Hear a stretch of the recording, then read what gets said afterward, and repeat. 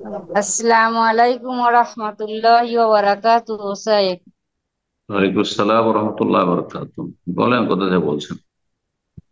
আমি পশ্চিমবঙ্গের ওই হুগলি জেলার আরামবাগ থেকে বলছি। বলেন, প্রশ্ন বলেন।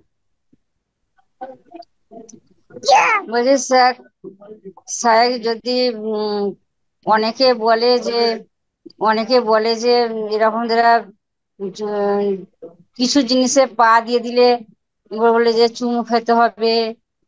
তারপরে যে কোনো জিনিসে পা দিলে পা লেগে গেলে বলে চুমু খেতে হবে আর হবে, এরকম যারা সব বলে আমি ওগুলো বিশ্বাস করি না। আমি যে কিছু জিনিসে পা দিলে চুমু খেতে হবে এগুলো আমি শুনি না করছি। আমার ওইটা কোশ্চেন মনে মনে হয় যে এরকম যারা কিছু বই কিছু জিনিস পা দিলে আপনার প্রশ্নটা চুমু। বলেন, কে কি বলছে বাদ দেন। আপনার প্রশ্নটা কি, যে চুমো দিলে না না, কাউকে পা দিলে বা একটু লাত লেগে গেলে কি চুমা খেতে হবে?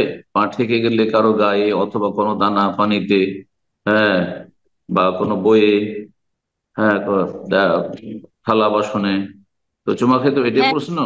প্রশ্ন বলেন। কিছু পা লেগে গেলে বলে যে চুমু দিতে হবে।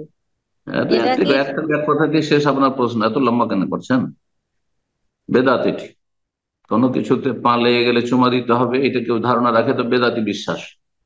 কোনো দলিল প্রমাণ নেই, কাজটি বেদাত। হ্যাঁ, যদি মানুষকে অনিচ্ছাকৃত ধরেন পা লেগেছে মানুষের গায়ে, তাহলে বলেন যে ক্ষমা করবেন, সরি, দুঃখিত, ব্যাস, যথেষ্ট।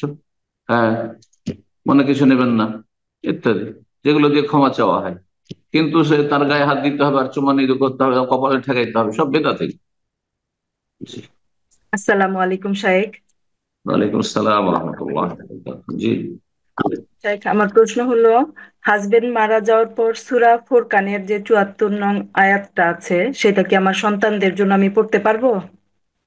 রব্বানা হাব লানা মিন আজওয়াজিনা ওয়া যুররিয়াতিনা কুররাতা আ'ইউন ওয়াজআলনা লিল মুত্তাকিনা ইমামা, এটাই তাই না?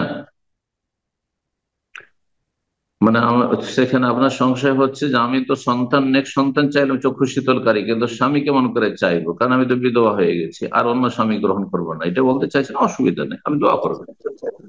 দোয়াতে আপনি কাটছাট করে পড়তে পারবেন না, কোরআনী দোয়া কাটছাট করা যায় না। যে কোরআনী দোয়াকে আপনি ছাঁটাই করে দিবেন, আজওয়াজানা বলবো না, রব্বানা হাব লানা মিন যুররিয়াতিনা কেন বলবেন? এটা জায়েজ না। কথা বোঝা গেছে? দোয়া এভাবে করবেন। আর তারপরে আপনার বিবাহের ইচ্ছা থাকে, বিবাহের সময় থাকে, বয়স থাকে, বিবাহ করতে পারেন, জায়েজ, বরং ভালো, বেশি ভালো। আর বিধবা কেউ যদি বিয়ে না করে তো সেটিও জায়েজ, কিন্তু শর্ত হচ্ছে গুনাহ থেকে বেঁচে থাকতে হবে, ফিতনা থেকে বেঁচে থাকতে হবে। বারাকাল্লাহ ফিক।